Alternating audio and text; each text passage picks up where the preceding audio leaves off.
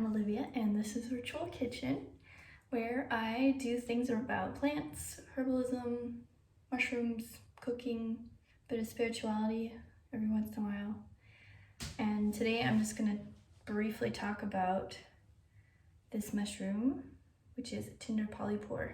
It's mostly attaches to birch trees that are sick or dead or recently dead, and it has been used since at least the time of Ötzi, the frozen man who was found in Austria. This was one of the mushrooms that they found in his bag. So although we may not know to what extent he used it back in the day, we do know that it is a helpful mushroom for us now.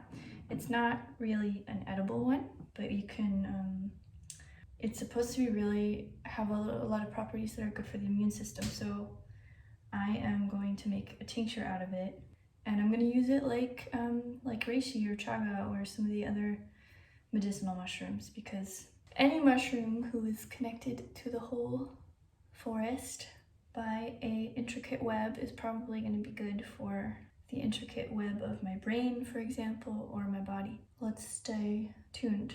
In German, it's called Zunderschwamm or Wundschwamm. Yeah, so for the reason that they found it on Ötzi, they also call it the Iceman conch, which is pretty fancy. And yeah, it is a parasite, so it's a decomposer, so it's taking the birch trees apart piece by piece. So the top has these like ridges. They're kind of a little bit paler in color than some of the other conchs that you might see, or polypores that you see attached to trees. So they're just recognizable by the fact that they mostly grow on birch and by that light color and the ridges. And then the underside is kind of like a whitey gray color. But yeah, with oxidation, with air, it starts turning this kind of brown color. So that's why that looks like that. Here you can see it a little bit more like, you know, when it hasn't been touched a bunch, then it's still this kind of grayish color. But with touch and stuff, then it starts changing the color and has these very, very fine pores that probably no iPhone camera is going to pick up on. So they also used to use these as a source of tinder, which is why it's called Tinder Polypore. Maybe that is why Ötzi was carrying it in his bag.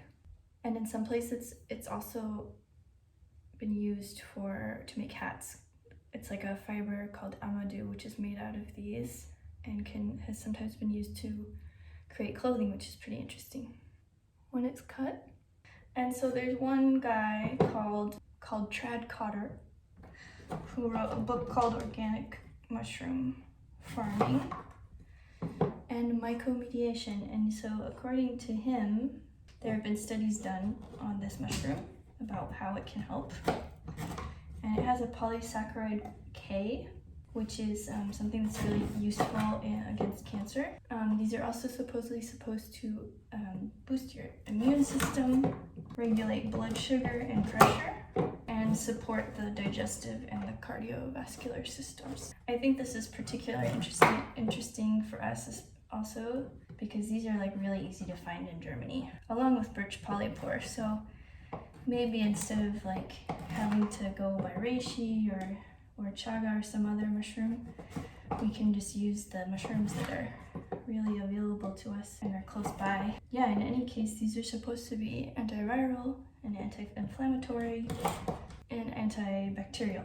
They smell quite nice. So I cut it all up, or as much as I could fit in this glass. And I don't really have a ton of vodka, but ooh, it's perfect.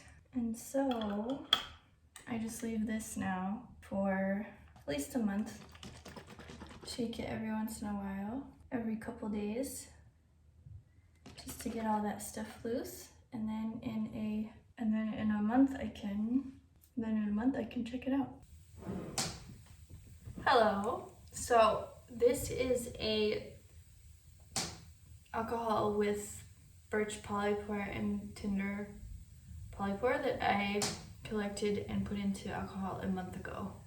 So these are both mixed, so I might not be able to say what they taste like just by themselves, but I can give an overall mushroom taste feedback. So I'm gonna get a little pipette and just grab some of this, giving it an extra shake, just so that I can maybe get a mixture of the alcohols.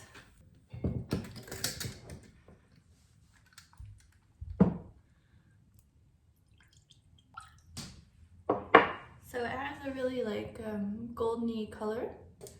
So I'm gonna try it. Yeah, it's very light and mushroomy. There's really no other way to describe it, but definitely not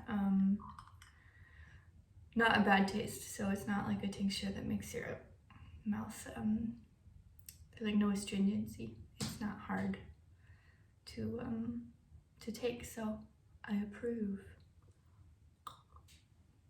Thank you for watching. If you liked this, even if you didn't like it, please just leave me a like, subscribe, maybe send it to someone who might be interested in these mushrooms. Yeah, go out there, go in the forest, go figure out what's around you so that if the apocalypse ever comes, then you can, you'll be ready.